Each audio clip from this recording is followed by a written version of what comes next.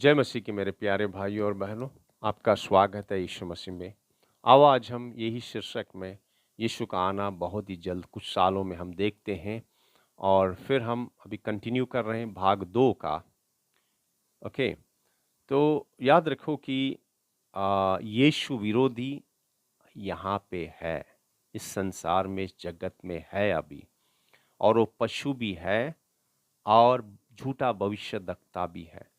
और जैसे आपको बताया पहले भी वचन के द्वारा कि झूठा भविष्यद्वक्ता जो है, उसको बताया गया है जो पोप है रोमन कैथोलिक का, क्योंकि वो सारे जातियों को, सारे धर्मों को इकट्ठा करके एक धर्म में, एक धर्म कर रहा है। ओके, और वो कहता है कि यीशु मसीह ही रास्ता नहीं है, मगर ये सारे जो हैं धर्म, ये यीशु मसीह के पास ही जाते हैं। नहीं, ये गलत है, क्योंकि यीशु मसीह ने स्वयं कहा है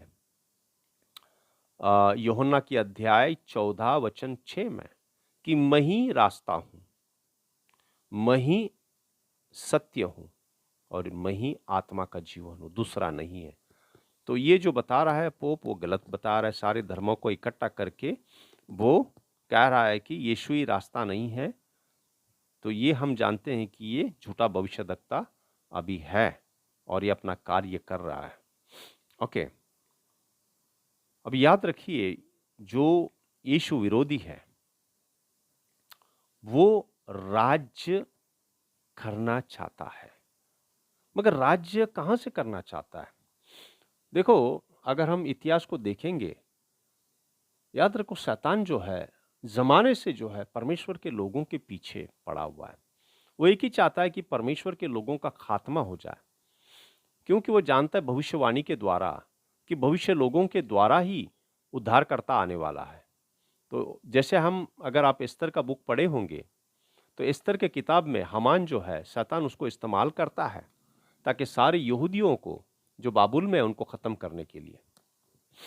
मगर ऐसा नहीं होता है, क्योंकि परमेश्वर एस्तर के द्वारा, राजा जरसक के द्वारा, मोर्देकाई के द्वारा वो बच जाते हैं, क्योंकि नया करार बनाते हैं कि वो अपने आप का रक्षा करें। तो ये देखा एस्तर की किताब में। फिर हम देखते हैं महायुद्ध, दूसरा महायुद्ध में क्या हो रहा है। शैतान फिर से हिटलर को इस्तेमाल करता है यहूदियों को नाश करने के लिए, और कितने यहूदी लोग मारे जाते हैं। कम से कम 60-70 लाख यहूदियों को खत्मा किया जाता है। कैसे भयानक हॉलोकॉस्ट जिसको कहते हैं, कैसे कंसंट्रेशन कैंप में उनको खात्मा किया गया था। तो आप अंदाजा लगाइए कि शैतान किसके पीछे है। उसको संसार से, दूसरे से कोई मतलब नहीं है। वो परमेश्वर के लोगों के पीछे पड़ा हुआ है और मसीहों के पीछे। किस लिए? यही परमेश्वर के लोग हैं और यही परमेश्वर के संतान हैं। ओके, तो अब हम देखते हैं कि यीशु विरोधी जो है वो कहाँ से राज्य करेगा। देखो, उसने कोई दूसरा देश नहीं चुना है, न कोई दूसरा जगह चुना है। किस लिए? शैतान को हमेशा से पहले से ही परमेश्वर बनना था। स्वर्ग में हमने देखे इज़ेकिएल के अध्याय 28 में कैसे उसने क्या किया और परमेश्वर ने उसको उठा निकाल के बाहर फेंक दिया। जैसे यशायाह का अध्याय 14 में हम पढ़ते हैं, उसकी क्या इच्छा थी और परमेश्वर ने उसको निकाल कर दिया वहां से। और जो भी उसके साथ में विरोध किए, जो स्वर्गदूतों को, उनको भी निकाल कर दिया, जो 1/3 थी। और यही इच्छा जो है उसने इस पृथ्वी पर पूरी की है। ओके, अधिकार लिया पृथ्वी पर और आराधना भी ले रहा है धर्म बना के। तो अब उसकी क्या इच्छा है? अब उसकी इच्छा है जहां पे परमेश्वर की महिमा थी।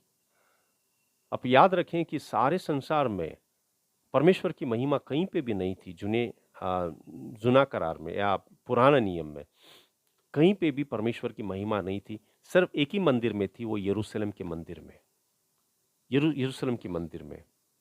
और यरूशलेम बहुत ही महत्वपूर्ण है, क्योंकि इज़राइल परमेश्वर का देश है। क्योंकि हमारा परमेश्वर जो है उसका नाम जुड़ा हुआ इज़राइल से। वो कहता है पुराने नियम में, मैं इज़राइल का परमेश्वर हूँ। मगर आज जो है वो सारे संसार का परमेश्वर, यानी जो मसीह लोग हैं उनका परमेश्वर है। और जो भी आना चाहते हैं यीशु मसीह को पास, जो सच्चा परमेश्वर है, प्रभु खुलेआम से अपना बाएं फैला के सबको निमंत्रण दे रहा है, बुला रहा है, क्योंकि उसको जात पात से या उसको धर्म से कोई मतलब नहीं है। परमेश्वर, हमारा परमेश्वर जगत का परमेश्वर है। हमारा परमेश्वर देश देश का परमेश्वर नहीं है। हमारा परमेश्वर विदेशी नहीं है। हमारा परमेश्वर सृष्टि बनाने वाला है। हमारा परमेश्वर सारे जगत का परमेश्वर, सारे सृष्टि का परमेश्वर है, सारे मनुष्य जाति का परमेश्वर है। तो यही क्या उसकी इच्छा है, जो यीशु विरोधी जो शैतान है, उसका यही इच्छा है कि यरूशलेम में उसने बैठना है। यरूशलेम में, जहाँ पे परमेश्वर की उपस्थिति थे, और वहाँ से बैठ के उसका राज्य करना है। यही लिखा गया है। दूसरा थिस्सलुनीके अध्याय 2 से हम पढ़ते हैं। ओके, मैं आपको मन की बात नहीं बता रहा हूँ, आपको पूरे वचनों से सिखा रहा हूँ। दूसरे थिस्सलुनीके किताब में जाएंगे, अध्याय 2 में। दूसरा थिस्सलुनीके अध्याय 2 हम वचन 1 से 3 पढ़ते हैं। अब पौलुस समझा रहा है मसीह लोगों को उस वक्त, कि कुछ कह रहे थे कि मसीह का दिन आ गया है और सब इकट्ठे होने का विषय में वो क्या कहता है, हे भाइयों, अब हम अपने प्रभु यीशु मसीह के आना और उसके पास इकट्ठा होने के विषय में तुमसे विनती करता हूँ। यानी कुछ लोगों ने गलत लिख दिया था कि यीशु मसीह आ गए और सब इकट्ठा हो गए, जो कई बार जो है झूठा प्रचारक भी बताते हैं, जो वचन के हिसाब से नहीं है। ओके, मगर वचन क्या कहता है? पौलुस कहता है वो अभी तक दिन नहीं आया। वो दिन कब आएगा? दूसरा वचन जो है, दूसरा थिस्सलुनीके अध्याय 2 का 2, कि किसी आत्मा या वचन या पत्री के द्वारा जो कि मानो हमारी ओर से हो, यह समझ कर भी प्रभु का दिन आ पहुंचा है, तुम्हारे मन अचानक अस्थिर न हो जाए और न तुम घबराओ। कि प्रभु का दिन आ गया है, आ पहुंचा है, और ऐसा जो लिखते हैं बहुत सारे कहता है वो गलत है। नहीं, वो कहता कब होगा? किसी रीति से किसी के धोखे में न आना, क्योंकि वह दिन, कौन सा दिन? जो प्रभु यीशु मसीह का आना और उसके पास इकट्ठा होना, वो दिन न आएगा जब तक धर्म का त्याग न हो ले। एक तो धर्म का त्याग होगा, बहुत सारे विश्वास से गिर जाएंगे, बहुत सारा भरमाना होगा, और क्या लिखा है? और वह पाप का पुरुष अर्थात विनाश का पुत्र प्रकट न होगा। यानी ये यीशु विरोधी प्रकट होगा, वो अपना कार्य करेगा, बड़ा सताव लाएगा, और बड़ा क्लेश के बाद ही यीशु मसीह आएगा। यही पौलुस बता रहा है। मगर ये समझ लो कि अभी यीशु विरोधी का प्रकट होने का समय आ गया है, जो हम अभी देख रहे हैं। ओके, वचन के द्वारा है। ओके, अब आगे बढ़ेंगे। फिर और अभी हम जो देख रहे हैं मत्ती के अध्याय 24:7 के हिसाब से हो रहा है। जैसे देश के ऊपर देश चढ़ाई चल रहा है, जैसे रशिया यूक्रेन का हो गया, और सारे देश तैयार हैं, रूस, चीन, साउथ कोरिया, ये सब तैयार हैं।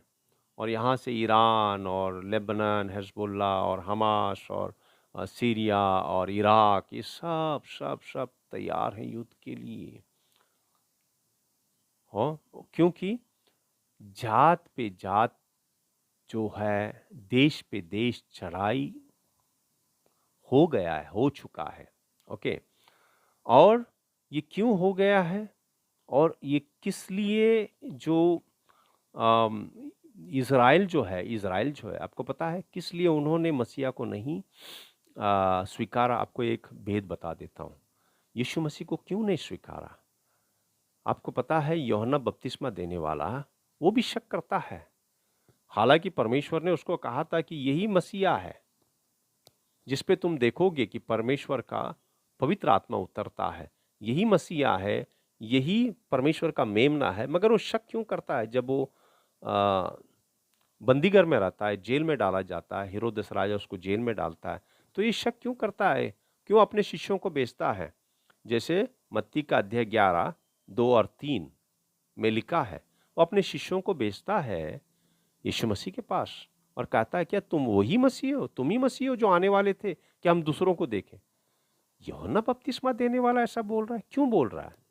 क्योंकि इसके अंदर एक भेद है कि मसीहा जो है वो आके इज़राइल को स्वतंत्र करेगा, ये उनका सोच था, मानना था।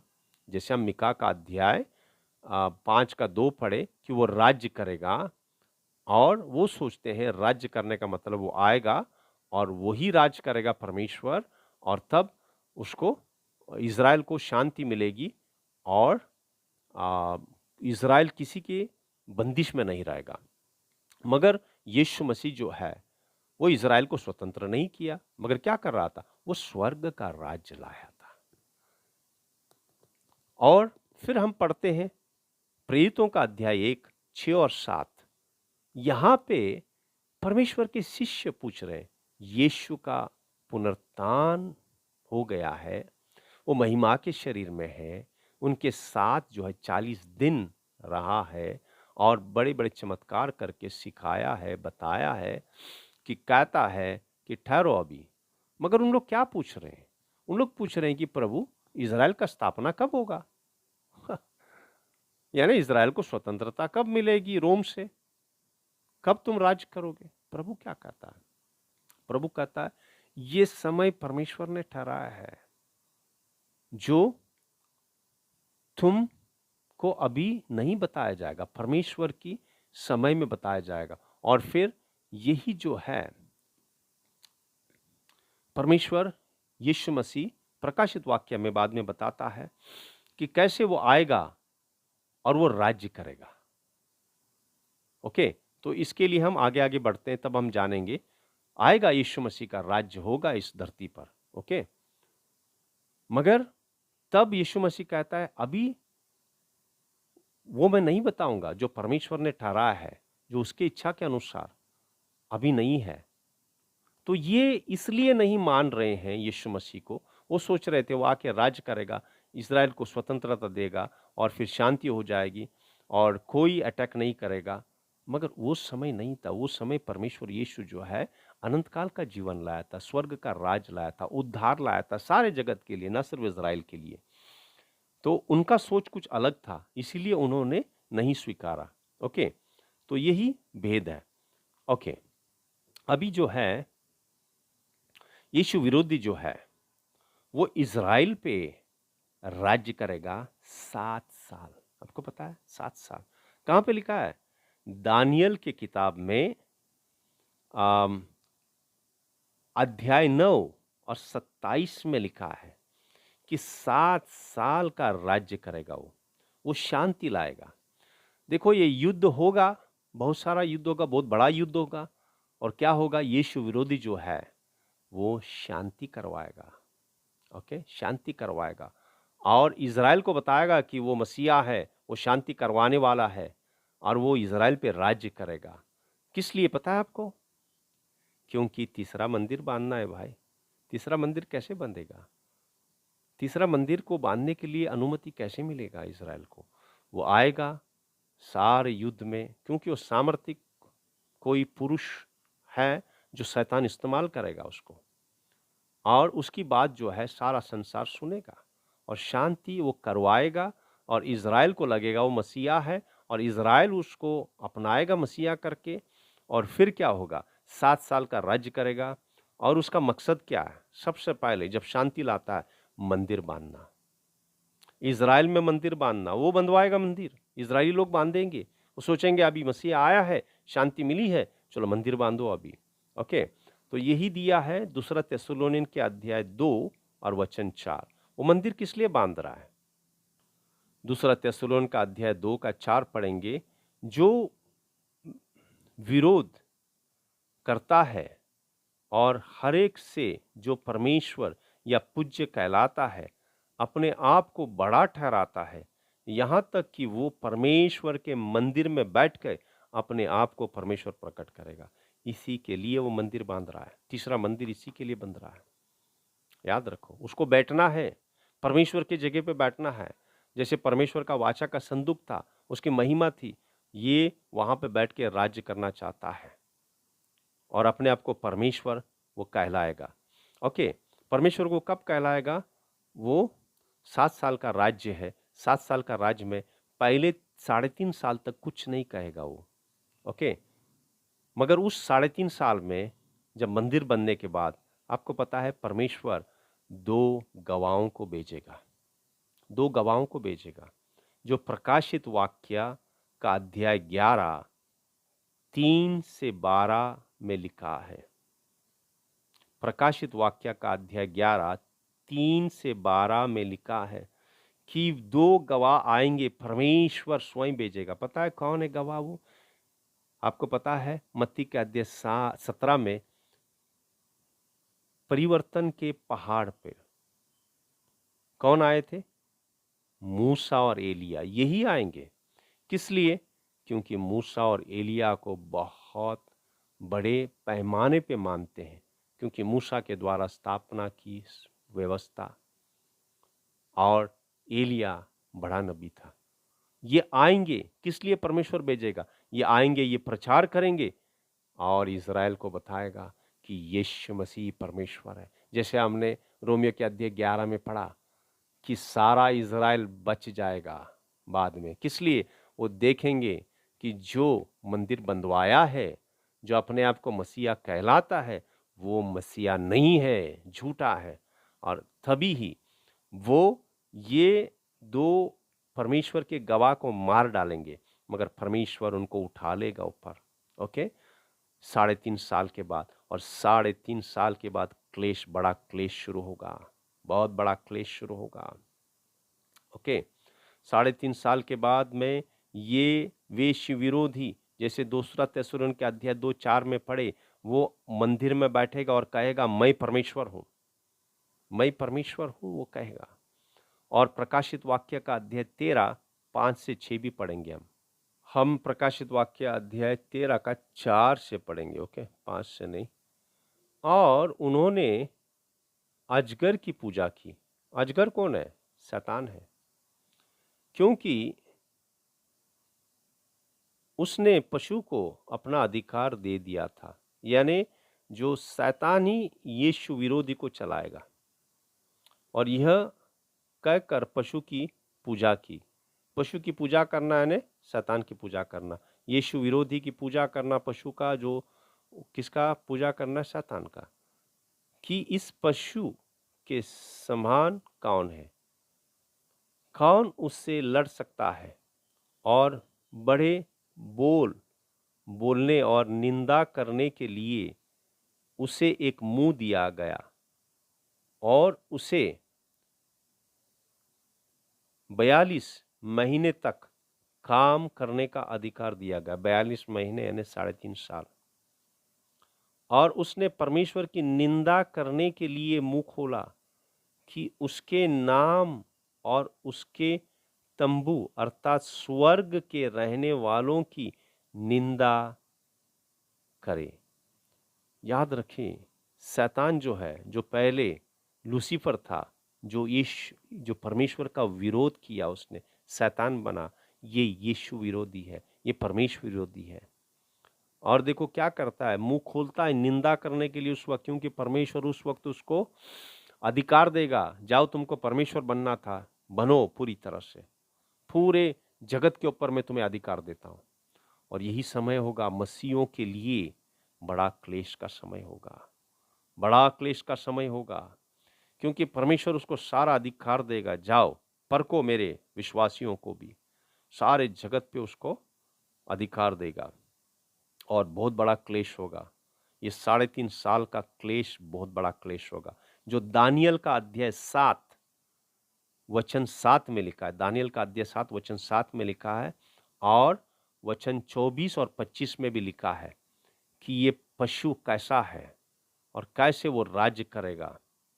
ओके, और हम प्रकाशित वाक्य अध्याय 13 में भी पढ़ते हैं 14 से 17 कि कैसा ये जो यीशु विरोधी है पशु, जो सारे संसार पे अधिकार करेगा और वो अपना मूर्ति बनाएगा और जो उस मूर्ति को पूजा नहीं करेगा उसको मार दिया जाएगा। याद रखो, ये पशु का सारे संसार पे राज होगा, कोई दूसरे का राज्य नहीं होगा, वो ही राज्य करेगा। और यहां तक उसकी ताकत होगी कि जो उसके मूर्ति का पूजा नहीं करते उसको मार दिया जाएगा। और दूसरा, अगर इस संसार में किसी को कहीं पे भी कुछ खरीदना है, बेचना है, तो पशु का निशानी लेना पड़ेगा, माथे पे या अपने हाथ पे। अगर ये नहीं लेगा, ना कुछ खरीद पाएंगे, ना कुछ बेचा जाएगा। तो ऐसा समय आने वाला है मेरे भाइयों बहनों। ये जो क्लेश हम देख रहे हैं आजकल, वो छोटा छोटा है, मगर उस समय वही राज करेगा और कोई भी कुछ नहीं खरीद पाएगा, ना बेच पाएगा। तो हम क्या खाएंगे, क्या करेंगे? मगर जो यीशु मसीह में बने रहेंगे, याद रखो, प्रभु उसको संभाल सकता है। जैसे 30 लाख इजराइलियों को परमेश्वर ने जंगल में संभाला, हमारा परमेश्वर जिंदा परमेश्वर है। मगर परख होगी, जरूर होगी। और याद रखें, अगर कोई भी वो निशानी लेता है तो फिर उसको बाद में कोई भी उद्धार नहीं है। अगर वो निशानी लेता है फिर उसको उद्धार नहीं है, वो उद्धार अपना खो जाएगा। और ये मत सोचिए उस समय कि कोई बात नहीं, चलो अभी हम निशानी ले लेते हैं, बाद में प्रभु से पश्चाताप करेंगे, प्रभु समझता है। नहीं, आप खुद पढ़िए प्रकाशित वाक्य का अध्याय 14 में क्या कहता है, 9 से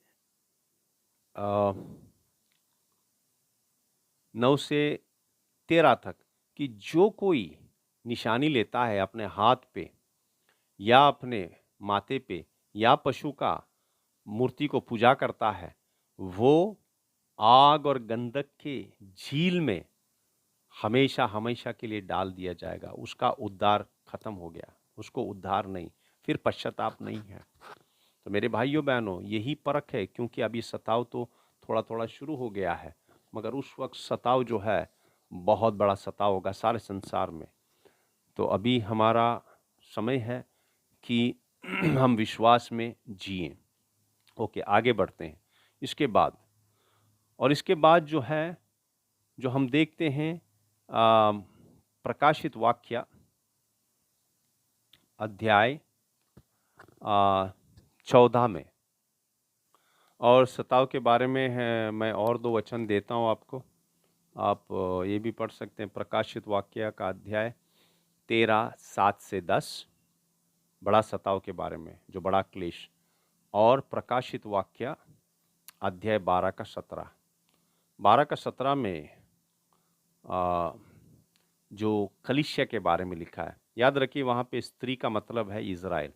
ओके, जैसे हमने देखा उद्धारकर्ता इज़राइल से आया, ओके, जो हमारा यीशु प्रभु है, दाऊद के वंशावली से आया।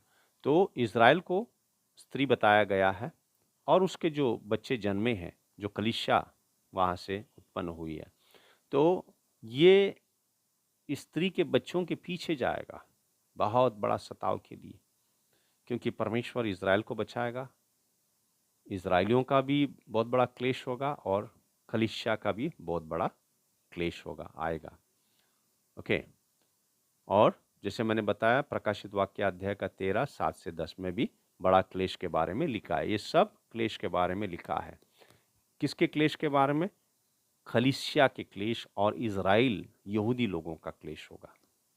ओके, और फिर इसके बाद बड़े क्लेश के बाद, याद रखो, कलीसिया पहले उठाई नहीं जाएगी मेरे भाइयों बहनों। कहीं कहीं जैसे हमने देखा दूसरा थिस्सलुनीके अध्याय 2 और 1 से 3 में देखा कि कैसे प्रभु का आना कब होगा। फिर आप अगर पढ़ेंगे मत्ती के अध्याय 24 29 में, 29 30 में प्रभु का आना कब है वहाँ पे दिया है। आखिरी नरसिंगा फूंका जाएगा, इसके बाद में ही हम उठा लिए जाएंगे। जैसे पहले थिस्सलुनीके अध्याय 4 में दिया, आखिरी नरसिंगा के बाद। ओके, ये सब दर्शाता है कि बड़े क्लेश के बाद ही कलीसिया उठाई जाएगी। और कलीसिया का उठाना यहाँ पे फिर से बताया है प्रकाशित वाक्य का अध्याय 14 का 14 से 16, कलीसिया उठा ली जाएगी बड़े क्लेश के बाद। प्रकाशित वाक्य अध्याय 14 का 14 से 16। तो परमेश्वर स्वयं आएगा, जैसे मत्ती के अध्याय 24, 29 में और 30 में लिखा है। ये सब बड़ा क्लेश के बाद ही होगा मेरे भाइयों बहनों। इसलिए हमने विश्वास में खड़ा रहना है, विश्वास में। इसलिए प्रभु कहता है मेरे विश्वासी, मेरे धार्मी जन कैसे जिएंगे? विश्वास से जिएंगे। विश्वास में जीना है हमने हर रोज। ओके, इसके बाद में हम आगे जाएंगे। फिर हम उठा लिए जाएंगे, हम स्वर्ग में रहेंगे, मगर तब परमेश्वर का बड़ा प्रकोप जो है, सारे जो अन्य जातियां हैं जो उस पर विश्वास नहीं किए, ये नहीं किए, तो उन पे बहुत बड़ा भारी दंड होगा, जो प्रकाशित वाक्य का अध्याय 16 में लिखा है। बहुत बड़ा दंड, परमेश्वर का प्रकोप आएगा इस पृथ्वी पर। ओके, और वो मृत्यु को मांगेंगे मगर मृत्यु नहीं आएगा। फिर क्या करेंगे? सब जो देश हैं इज़राइल को घेर देंगे, इज़राइल को घेर देंगे कि इज़राइल को हम खत्म ही करें, कि इज़राइल न बचे। और प्रकाशित वाक्य का अध्याय 19 में, प्रकाशित वाक्य का अध्याय 19 में 11 से 16 हम यीशु मसीह के साथ उस समय आएंगे जब इज़राइल का घेराव डालेगा। याद रखो, अभी जो इज़राइल का जो साथ हो रहा है वो अभी समय है। जैसे आपको बताया कि युद्ध होगा, बहुत बड़ा युद्ध होगा, और एक शांति करवाने वाला आएगा जो इज़राइल उसको मसीहा मानेगा। फिर उसके बाद में मंदिर बनेगा। अब ये सब होने वाला है कुछ सालों में। ओके, ये कुछ सालों में ये सब होगा। मगर हम ले जाने के बाद प्रभु हमें उठा ले जाएगा, हम प्रभु के साथ में जाएंगे, प्रभु आएगा बादलों में, और उसके बाद जो है फिर से एक बार सारा देश जो है इज़राइल को नाश करने के लिए आएंगे। तो अब हम ये पूछ सकते हैं कि हम तो अभी स्वर्ग में हैं, फिर यीशु मसीह को क्या परवाह है कि इज़राइल को नाश करे या ना करे? नहीं, ये बात नहीं है। इज़राइल परमेश्वर का देश है। और याद रखो, प्रभु का राज्य इस पृथ्वी पर स्थापित नहीं हुआ है अब तक। जब इज़राइल को घेरा डालेंगे, जिसे हम प्रकाशित वाक्य का अध्याय 19 में हम देखते हैं, तब यीशु मसीह आएगा, राजाओं का राजा, प्रभुओं का प्रभु, सफेद घोड़े पे आएगा न्याय करने के लिए, उन देशों को खात्मा करने के लिए जो इज़राइल को घेरा डाला है। जो देशों को नहीं, जो सेना जो आए हैं लड़ने के लिए, बड़ी सेना, उसको खात्मा करने के लिए प्रभु यीशु मसीह आएगा, और हम यीशु मसीह के साथ आएंगे उसकी सेना बन के। हालेलुया। और फिर क्या करेगा वो सारे सेना को खत्म कर देगा। देखो, ये सब निशानियां पूरी हो रही है। ओके, जैसे फारता नदी जो है सूख गया है, यही सूखे नदी से सारी सेनाएं आएंगे। ओके, जब हम प्रभु के साथ होंगे और ये घेरा डालेंगे सारे इज़राइल पे, इज़राइल को पूरी तरह से नाश करने के लिए, और तब प्रभु यीशु मसीह आएगा और उस सेना को नाश कर देगा। जहां जो लिखा है प्रकाशित वाक्य का अध्याय 19, 17 से 21। और फिर परमेश्वर कैसे नाश करेगा? एक शब्द से। याद रखो, जो परमेश्वर के मुंह में तलवार है वो तलवार नहीं है, वो वचन है ना? जो इब्रानियों के अध्याय 4 का 12 में लिखा है, परमेश्वर का वचन दो धारी तलवार है ना? और इफिसियों के अध्याय 6 में लिखा है, परमेश्वर का वचन क्या है? तलवार है। जो पवित्र आत्मा का हथियार परमेश्वर का वचन है। ओके, तो ये जो दो धारी तलवार है जो यीशु मसीह के मुंह से निकलता है, वो वचन है परमेश्वर का। परमेश्वर एक शब्द से सारी सेना को खत्म कर देगा। एक शब्द, परमेश्वर का एक शब्द काफी है। ओके, हमारा परमेश्वर कुलाड़ी और तलवार और बाण और तीर से नहीं लड़ता है, वो सृष्टि बनाने वाला सर्वशक्तिमान परमेश्वर है। और फिर ये होने के बाद क्या होगा? परमेश्वर यीशु मसीह इस यरूशलेम से, जो उसका महान नगर है, वहां से वो राज्य करेगा 1000 साल के लिए। और प्रकाशित वाक्य का अध्याय 20 1 से 3 में लिखा है कि परमेश्वर जब आएगा, इस सेनाओं को खत्म करेगा जो विरोध करता है, पशु को और भविष्यद्वक्ता को जिंदा आग की झील में फेंक देगा, मगर शैतान को नहीं। बस शैतान को वो नर्क के कुंड में 1000 साल के लिए बंद करके रख देगा, 1000 साल के लिए। और 1000 साल तक प्रभु यीशु मसीह इस पृथ्वी पर राज्य करेगा और हम उसके साथ में राज करेंगे यरूशलेम से।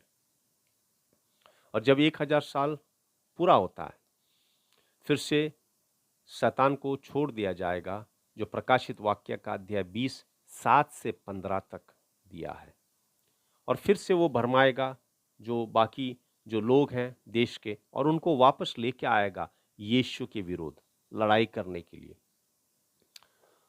देखो कितना आश्चर्य की बात है, यीशु मसीह राज्य किया है 1000 साल तक, और लोगों ने देखा है यीशु का राज्य कैसा है। वो धार्मिकता से राज्य करता है, प्यार और दया से राज करता है। फिर भी ये नहीं विश्वास करेंगे, ये शैतान का सुनेंगे और यीशु के खिलाफ आएंगे, यीशु के खिलाफ आएंगे लड़ने के लिए। वो सारे पवित्र लोगों के नगर को घेरा डालेंगे, या पवित्र लोगों को घेरा डालेंगे नाश करने के लिए। और यीशु मसीह क्या करेगा? यीशु मसीह उनका खात्मा करेगा, और तभी शैतान को उठा के आग की झील में डालेगा, हमेशा हमेशा के लिए खत्म। शैतान का खानी खत्म हो गया। फिर परमेश्वर सफेद सिंहासन पर बैठेगा, जो प्रकाशित वाक्य अध्याय 20 में लिखा है, और वो न्याय करेगा। वो नरक से जितने भी हैं, नरक में पड़े हुए जो भी अविश्वासी जो हैं, उनको सबको खड़ा रहना पड़ेगा प्रभु के सामने, और प्रभु उनका न्याय करके फिर अंत में आग की झील में वो डाले जाएंगे, किताबें खुल जाएंगी। और ये सब होने के बाद फिर प्रकाशित वाक्य का अध्याय 21 में जब परमेश्वर ने सबका न्याय किया, शैतान भी खत्म हो गया, अब वो नया पृथ्वी, नया आकाश बनाएगा, और इस नई पृथ्वी पर नया नगर, जो परमेश्वर के हाथ के बनाया हुआ नया यरूशलेम, इस नया पृथ्वी पर, इस पृथ्वी पर, ये पृथ्वी खत्म कर देगा, वो ले आएगा। और हम सब परमेश्वर के बच्चे अपने पिता को देखेंगे उस वक्त स्वयं आमने सामने। यीशु मसीह को बहुतों ने देखा है पहले, और बहुतों को प्रकट भी हुआ है प्रभु, मगर पिता को अभी तक किसी ने नहीं देखा। उस वक्त पिता को भी देखेंगे। पिता का सिंहासन होगा नया यरूशलेम में, और मेमने का, यीशु मसीह का सिंहासन होगा, और हम सब वहाँ पे होंगे, प्रभु की सेवा करेंगे, उस आनंद और शांति में रहेंगे, हमेशा हमेशा हमेशा के लिए हमारे परमेश्वर के साथ रहेंगे। मेरे भाइयों बहनों, यही जो होगा, अब जो हो रहा है मैंने आपको बताया। और देखो कैसे जितनी भी भविष्यवाणी परमेश्वर ने दी थी, जैसे इज़राइल का खात्मा होना सन 70 में, इज़राइल का फिर स्थापना होना, सब परमेश्वर की इच्छा के अनुसार, परमेश्वर की इच्छा के अनुसार हुआ है। परमेश्वर की हर एक भविष्यवाणी सच्ची है। मेरे भाइयों बहनों, ये सिर्फ हमारे लिए नहीं, ये हमने बनाया है ये वीडियो दो, ताकि हम तैयार हो जाएं, और जितनों को परमेश्वर के बारे में, यीशु मसीह के बारे में हम बता सकते हैं बताएं, उनको आग से बचाएं, क्योंकि परमेश्वर का आना कुछ ही सालों में है। जैसे रोमियो के अध्याय 13 में लिखा है कि रात हो चुकी है, दिन को निकलना है, रात को कोई काम नहीं कर पाएगा। अब प्रभु का आने के बाद फिर समय नहीं है। जैसे मूर्ख कुंवारियां मंगेतर आने के बाद तेल लेने के लिए दौड़ रहे हैं, मेरे भाइयों बहनों, अपने जीवन को संभालिए, उस मूर्ख कुंवारियों की तरह न रहो, परमेश्वर की इच्छा के अनुसार चलो, पवित्र आत्मा की आज्ञा पालन करके चलो, उसकी आवाज सुनो, अपने कुप्पी में तेल भर के रखो, अपना दिया जलाए रखो, वचनों में बने रहो, वचनों का आज्ञा पालन करके चलो, अभिषेक में रहो प्रभु का, और दूसरों को बताओ, गवाह बनो। हर एक दिन विश्वास में जियो, क्योंकि आने वाला समय बहुत कठिन होगा। मत्ती का अध्याय 10:22 में लिखा है, जो अंत तक धीरज धरेगा उसी का उद्धार होगा। समझौता न करो मेरे भाइयों बहनों। हमारा लक्ष्य जो है सियोन देश, जो नया यरूशलेम, स्वर्ग का राज्य है। हाँ, आओ हम प्रार्थना करते, धन्यवाद करते पिता कि आपने बताया वचनों के द्वारा कैसे आपका आना बहुत जल्द है। प्रभु, हमारी आत्मिक आंखें खोलने के लिए आपने कहा जागते रहो और प्रार्थना करो ताकि हम परीक्षा में ना पड़े, हम संसार की तरह संसार में खो ना जाए, क्योंकि संसार का अंधकार बढ़ रहा है। ये समय जो है, इस संसार का राजा जो परमेश्वर है उसका समय है, और उसको समय दिया जाएगा और उसको अधिकार भी दिया जाएगा पवित्र लोगों के ऊपर। प्रभु, उस समय और अभी भी हम आपका अनुग्रह मांगते हैं ताकि प्रभु हर कठिनाई में, हर समय आपके ऊपर हमारा दृष्टि, हमारा लक्ष्य रहे, और हम पीछे हटने वालों में से नहीं है, विश्वास में से गिरने वालों में से नहीं है, मगर आगे बढ़ के हम आपकी इच्छा को पूरी करने वालों में से। धन्यवाद करते हैं, सर आदर महिमा आपको देते हैं पिता, यीशु मसीह के पवित्र नाम में प्रार्थना करते हैं। मेरे भाइयों बहनों, ये दूसरा और आखिरी भाग था इस विषय का कि परमेश्वर का आना कुछ ही सालों में है। जय मसीह की मेरे भाइयों बहनों।